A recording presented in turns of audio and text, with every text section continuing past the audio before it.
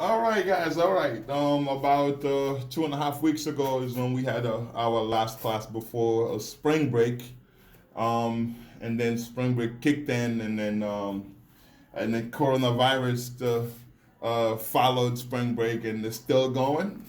So that forces us, as you all know, to be utilizing what we're doing right now, videos, and as I mentioned in the email that I sent out to all of you guys, that there's a big blue button platform that Valencia has created for tutoring, and I will also communicate with you guys as to when I will also be on that platform, so you can have questions, we can interact, we can chat, we could probably even do you could share our screen with videos and everything else, so I could help you with that type of technology.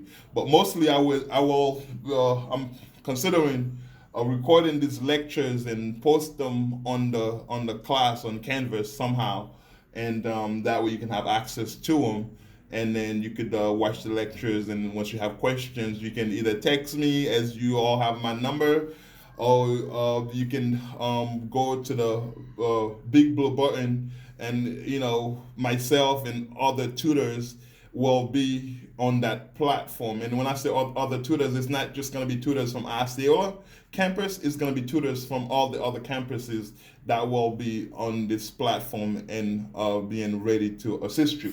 So anyways, let's pick up where we left off. I'm going to really quickly review. I'm gonna review the last example that we saw in chapter 5, section 5.2, which we did see how you factor out a GCF, and then we also covered how to factor a trinomial with the coefficient of the first term being 1. So factoring trinomial with coefficient of the first term being 1. So we're gonna go over one quick example, and then just to remind you, because it's been so long since we've seen that, before we can move forward. So, for example, we have this trinomial as x. Let me rewrite that for you. So x squared plus 29x minus 30.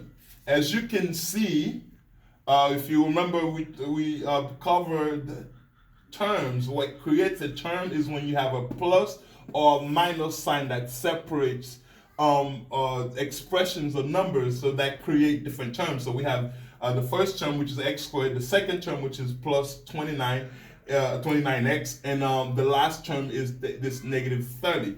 So the first term, the coefficient of it is 1. So then when you have these trinomials in your first term, or your square term, the coefficient is 1. Then you ask yourself, obviously, if there's GCF, there's no GCF here.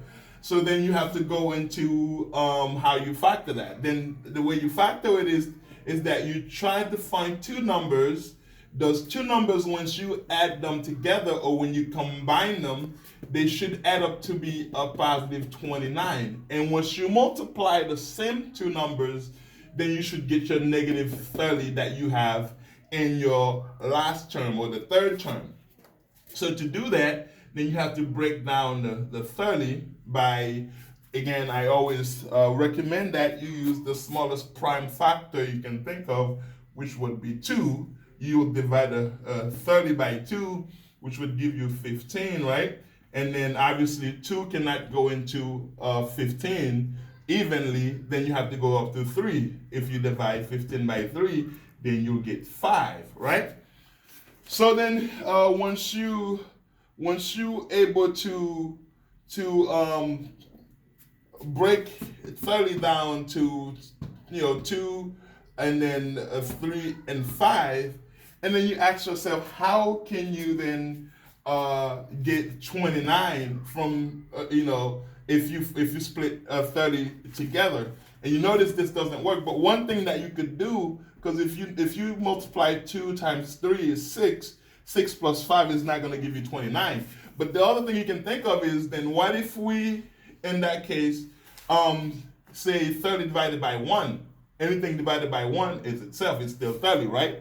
Then you could do 30 divided by 2 as we had earlier, then that would be 15, that's what we had, and then 15 divided by 3, then you would get your 5. Now, you can tell if you have 30 and 1, okay? So with those two numbers, if you make this 1, so technically you have 1 and 30, right? If you make the 1 negative, then if you do 30, positive 30 minus 1, that is a positive 29. And if you take the negative 1, you multiply it by 30, that is your negative 30, which then tells you those are the two numbers you're looking for. Once you find your two numbers, all you have to do is to create two parentheses. You create two parentheses, and then this x squared technically is x times x, as you all know. Then you split them, you put one x here, and you place the other x in the second parentheses. Then all you have to do is to use those two terms, the negative 1 and the positive 30, and you would be done with your factoring. So that's how we actually factor a trinomial with the coefficient of the first term or the square term being 1. All right? So the next short video that we will start covering chapter 5.3, which will then, we're going to be factoring trinomials with the coefficient of the first term being greater than 1. Thank you.